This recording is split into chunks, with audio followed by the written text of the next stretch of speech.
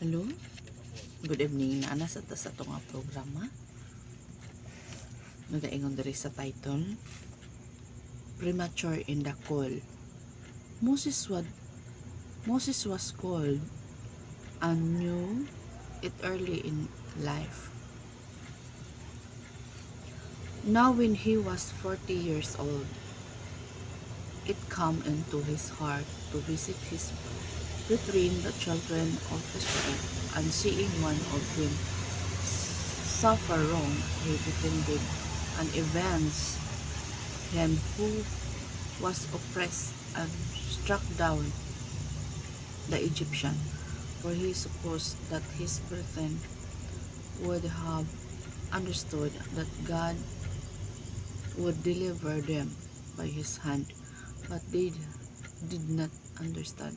And the next day he appeared to two two of them as they were fighting, and tried to reconcile them, saying, Men, you are brethren, why do you wrong one another? But he who did his neighbor wrong pushed him away, saying, Who made you a ruler and judge over us? No? Sa pagbisita ni Moses dito sa iyang mga kaubanan nga Israelites sa trabaho, kay si Moses dito man to nagpuyo sa palasyo. So giduaw niya iyang mga 40 years siya ato. Giduaw niya iyang mga kauban nga mga trabahante. Nakita niya ang usa ka Ehiptohanon o ang Israelinon. So nagkalali sila, nidapig si Moses dito sa Israelinon. So napatay niya ang Ehiptohanon. Gilubong ni Moses dito sa may balas ba. So niduaw na sad siya si Moses dito. Pagduaw niya, puros na mga Israelinon ang nag-away ba no, na naglalis. Na then ni-try siya pag-reconcile sa ilaha. Ipasig uli sa mga anong nag-away mo. Dili mo dapat mag-away ka parihara mo. Suko man ang katong usa ka Israelites. Kung anong magkuan man ka namo nga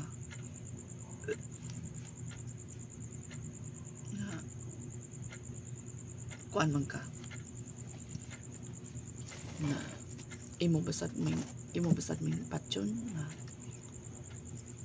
sama na tong imong ipatayon tong usang adlaw nga ituhanon. So ana no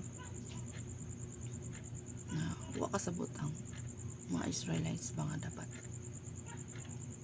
si Moses ang morol, si Moses ang modala mupahigawas kanila. Atong basahon diri sa buhat. Sina sa buhat. Acts 7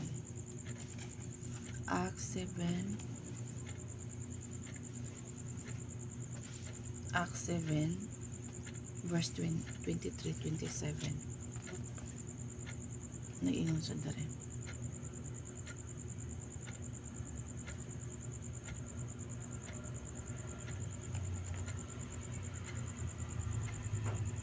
Sa dayang 40 na katuig si Moses nauna-unaan niya nga mobisita sa iyang mga kaigsuonang mga Israelinon. So sa tupa batanon pa kayo si Moses ani nga time.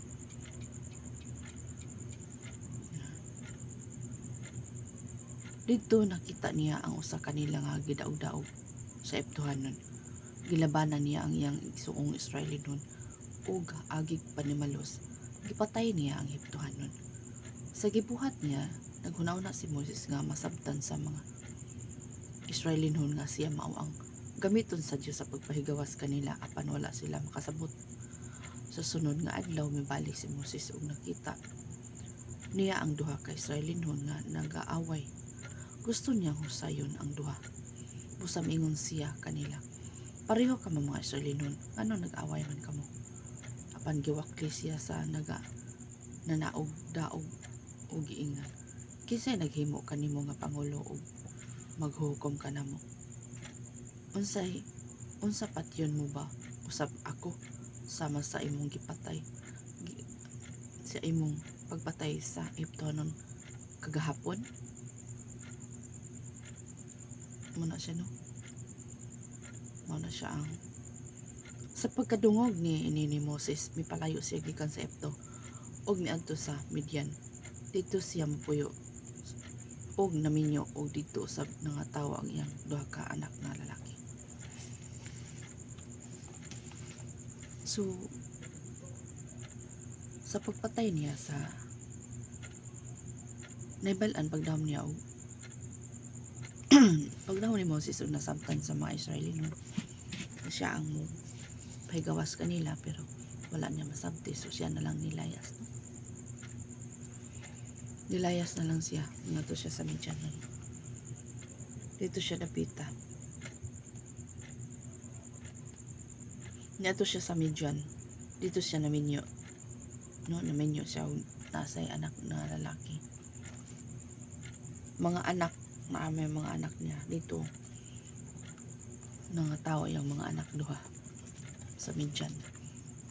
So naingon sa dire, paglabay sa 40 ka tuig, may usa ka anghel nga nagpakita kang Moses samtang dito siya sa kamingawan nga duol sa bukid sa Sinai. Nakita ni Moses ang anghel diha sa nagdilab nga sampinit. So ato nga 40 years siya, paglayas niya ulit tao pa to siya, dito siya naminyo, dito siya niya paglabay na sa 40 years o 40 na katuig, pila edad ato niya? Nilabay ang 40 day sa ato pa 80 iyang edad, no?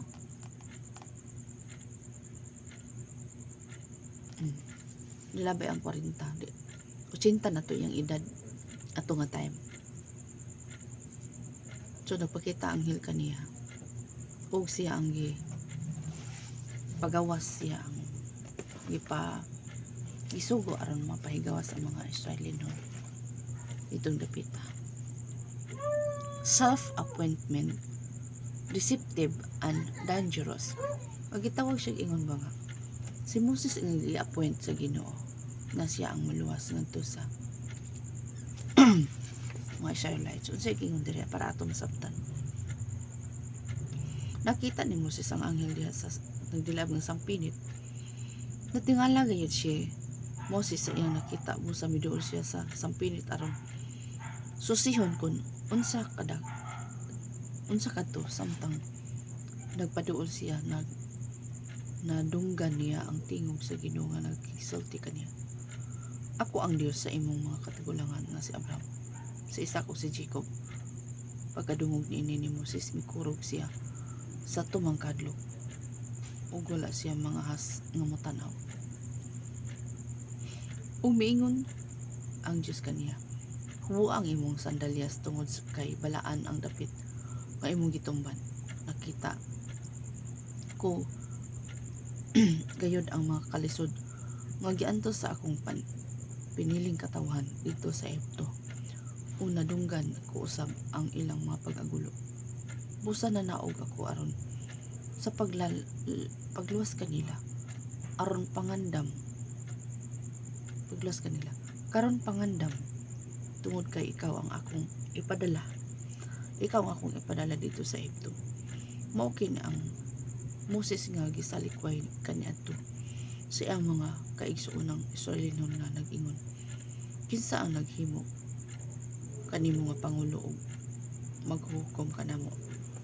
Mausab kini ang Moses nga gipadala sa Dios nga nahimong pangulo ug miluwas sa mga Israelino pinagi sa tabang sa anghel nga iyang nakita dito sa nagdilab nga sampinit.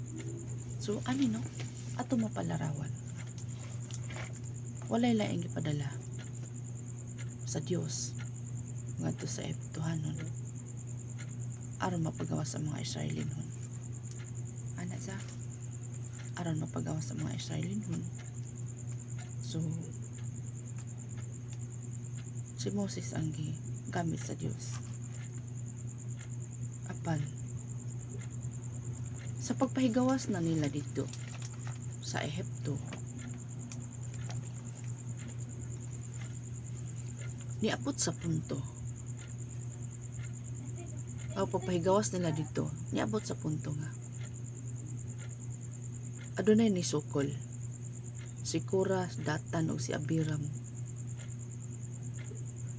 nang muingon ba nga sa imuha ra pod magpakita ang Ginoo naapod sa mua. Niingon siya de, when Korah, Datan and Abiram opposed Moses, he had been definitively appointed, and the manifestation of his authority was evident to all, but they were self-appointed, self-righteous, proud men. So si Korah, si Datan, si Abiram, kani sila mga kaliwat niya ni Levites, kani sila mga tawhana, uban sila mga kaubanan. Gitawag ba siya ingon nga mao ni sila ang nanag-alaga dito sa tulda, kani sila maoy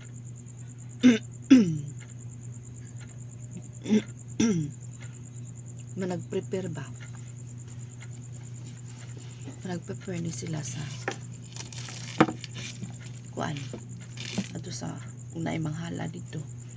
Sila ang naaba sa sulod ba sa tulda, sila ba ang o sa ato akaron naa sila sa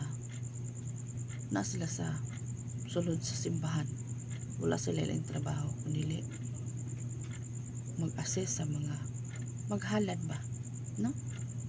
Mag-assess sa mga halad nga gitawag mag-ingon ba nga naani sila ibuluhaton sa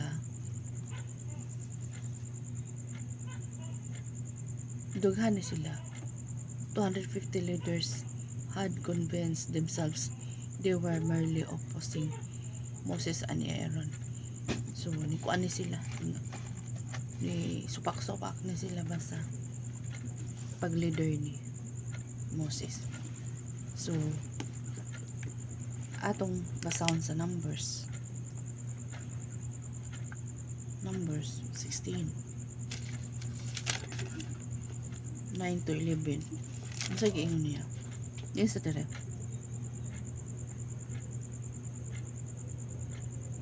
dili pa ba igo alang kaninyo nga sa tanang mga Israelinhon kamo ang gipili sa Dios sa Israel aron makaduol sa iyang presensya sa pag-alagad sa iyang tulda o sa pag-alagad alang sa katilingban. So nag-alagad ni sila sa katilingban kay naa sila sulod sa tulda.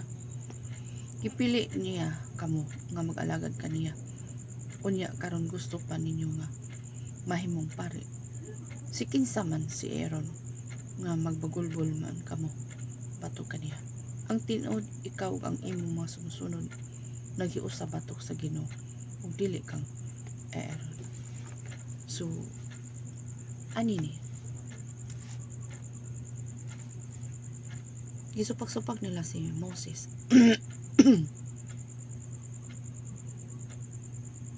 Gisupak-supak nila si Moses. So nag-ingon siya diri sa 7, butangin ninyo kinigbaga og insenso ug dad-a sa presensya sa Ginoo. Inyo makita nato kung kinsa gayud ang gipili sa Ginoo nga mag-alagad kaniya. Kamong mga Levita mao ang nag-abusar. So ang mga Levites, no, kaliwat ni Levites na ni sa sulod sa tulda ng alagad. Nisukol sa pangulo ba nga si Moses o kang Aaron. Bali si Moses ang niingon nga kinsa ba kamo balik ko nagpabasa. Butangin ninyo kinig baga ug insenso ug dada sa presensya sa Ginoo. Unya makita nato kung kinsa gayon ang gipili sa Ginoo nga mag-alagad kaniya. Kamo mga Levita mao ang nag-abusar. So gitawag sig ingon ba nga ari sa 11 si kinsa man si Aaron nga magbagulbol man kamo bato kaniya. Ang tinuod ikaw ang imong mga sunod-sunod naghiusab bato sa Ginoo ug dili kang Aaron. So adunay pagsumpaki ang mga Levites ngadto sa kang Aaron nga pangulong pare. Ano? Adunay pagsumpaki. Yan naman.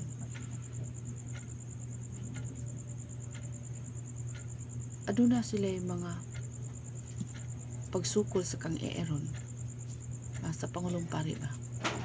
So di day kalayuan sa kaning naa sa sulod sa simbahan ng mga katawhan sa ato pagkaron music team naa sa mga kuan ba na nag-alagad ba sa sulod sa simbahan ba na ay mga trabaho. So o si Aaron so nagkabingkil ni sila no nanubra na mo ngayon nagsupak-supak ni sila sa kabubuton. Kung sa isugo siguro ni Aaron susupakon sa mga naa sa kuan ba pangulong pare ba ni si Aaron na si Moses may nagsulti ani nga kamo abusado kay mo kamo pa man gani gipili mga Levites ang makaduol mo sa presensya sa Ginoo. Nya kinsa man si Aaron nga inyong bagulbulan wala mo nang bagulbul kang Aaron dito mo nang bagulbul sa Ginoo. Ingon si Moses sige tanaw na to kinsay gipili nga mag-alagad gusto pa mo magpare ingon si Moses no gusto mo mumupod magpare nanumbra na nag-abusar na. So naaday inana sa church no sa kanadto na amang gani how much more karon na warning sa mga nasa sulod sa simbahan dapat ikaw nga naa kay katungdanan unsay gisulti sa pangulo nimo unsay gisulti sa kani si Aaron ma'am ni kuan no pangulong pare na dili mo magsupak-supak kaya naman unsay nahitabo sa mga nagsupak-supak grupo ni Kura, Datan ug Abiram no sa nagsupak-supak pila sila kabuk namatay mingon day na munang oras sa atong kuan muna dili gid manuman usasad ka ni anak nga dili ka matinumanon wari ka no warning ka nga dili ka matinumanon sa imong pangulo kasi nagapangulo ninyo nagasupak sila 250 men offering incense. So kini sila nag-offer sila no na rebellion sila contiguous no nagsupak-supak sila number 16 to 24:35 24:35 unsa giingon rin ing na ang mga katawan nga magpalayo sila sa mga tolda nila ni Kura, Datan ug Abiram. Giadtuan ni Moses si Datan ug si Abiram ug nagsunod kaniya ang mga tigdumala sa Israel. Dayon giingnan niya ang mga katawan, palayo kamo sa mga tolda ni ining daotang mga tao. Ayaw ko pagpasakop sa bisan unsa nga ilang gipanag-iyahan kay kun himuon ninyo kini naglagon kamo tungod sa tanan nilang sala.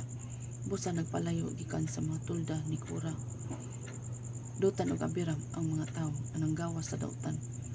Nanggawas si Datan ug si Abiram ug nanindog sa putahan sa ilang mga tulda uban sa ilang mga asawa ug mga kabataan.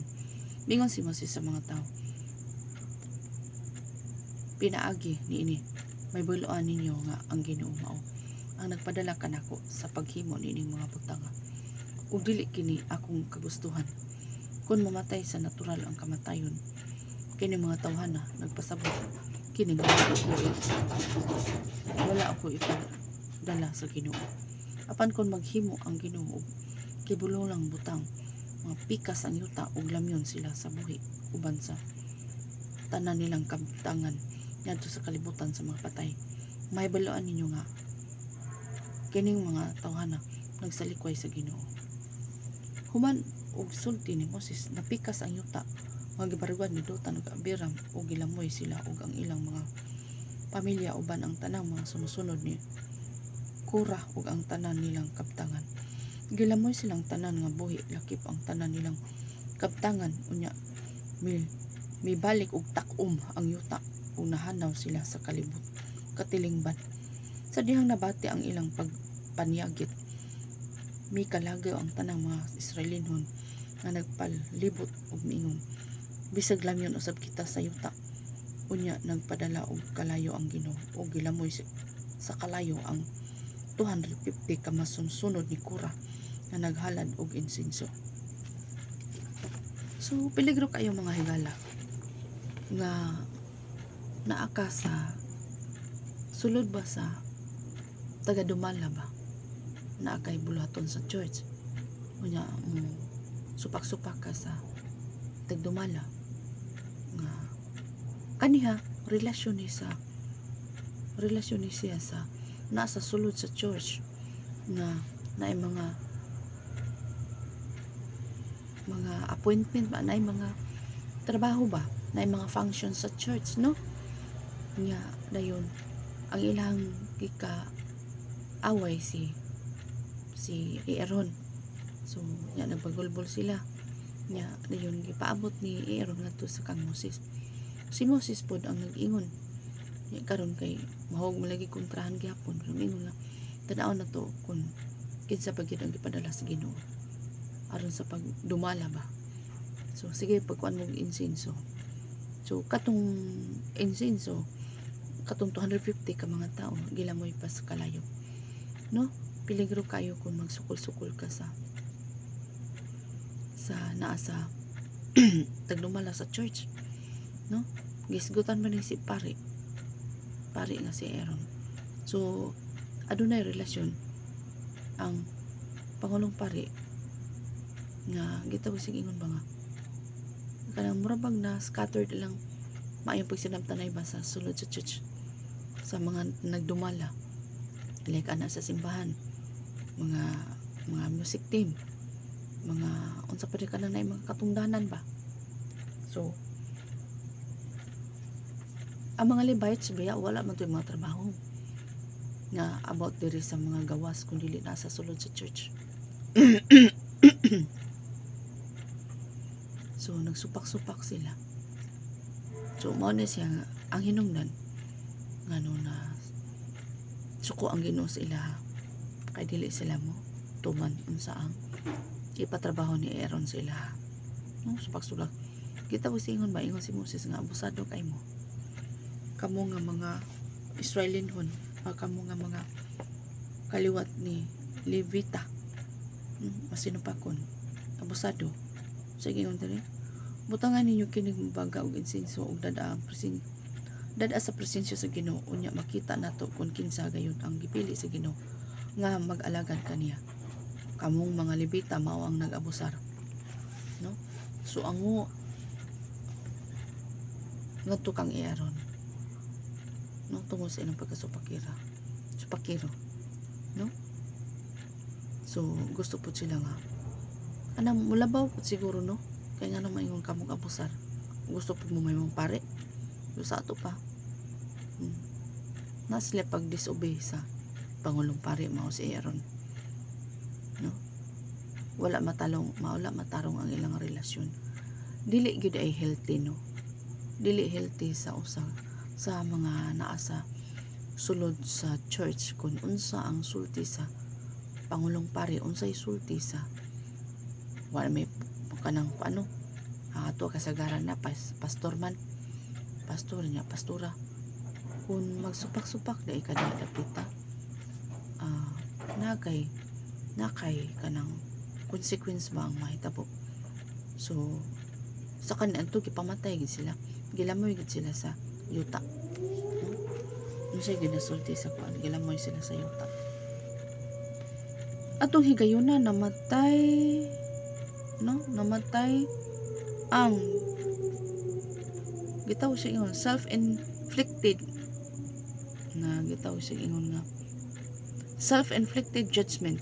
So namatay, he wanted to destroy all of them, but Moses and Aaron interceded for the people. As a result, the nation was saved. However, the plague broke out from the Lord, which killed, so namatay ang 14,000 people. That's whole lot more than the day before. So no, namatay ang kuan, namatay ang 14,000, no? Ang 14,000 namatay. So arita sa Luke para tong samtan. Unsay naa sa Luke 10:18. Mingon si Jesus kanila, nakita ko ang pagkahulog ni Satanas gikan sa langit, nga sa makakalit sa kilat. So si Satanas nahulog din sa kalibutan, no? Ang Ginoo niingon na ni, mingon si Jesus kanila, nakita ko ang pagkahulog ni Satanas gikan sa langit, nga sa makakalit sa kilat. So mo na nga adunay ipagkadautan ng tao, ano man kay ang nagmanipulate nila mo si Satanas, no? Ari sa Rome 16, gamay na lang na Rome 16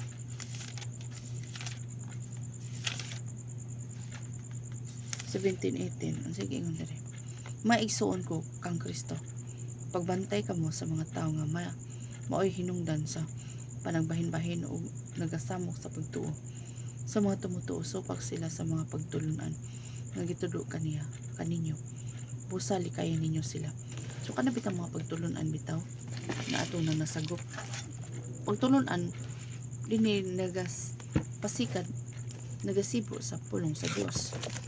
So kung kanang mga tawhanan nga magsupak-supak nya dili sibo sa pulong sa Ginoo, ipalayo ta nila, dili ta magpaduol nila kay matakdan ta ana, no? So muna nga amping ta sa kanunay sa atong pag-alagad sa Ginoo na naadayoy pagkasupak pa. So atong pamalandungan nga dili gid maayo nga magsupak-supak sa ato nga na leader, no? Kay mahog o ma-worst ang kinabuhi sama ni Kura, Datan ug Abiram. Uban silang pamilya, uban silang anak, gipanglamoy sila sa yuta nga nibuka, no? Si Moses man to ning-ingon, ug ang katong 250 nga nagdalag insinso, gilamoy sila sa kalayo. Hallelujah. So muna nga careful ta kuna ata sa inanangabahin unsay gisulti, mo double honor lang ita kay manubag man pud sila sa Ginoo niya na kung unsa ang mga kuan. So ubay lang yun,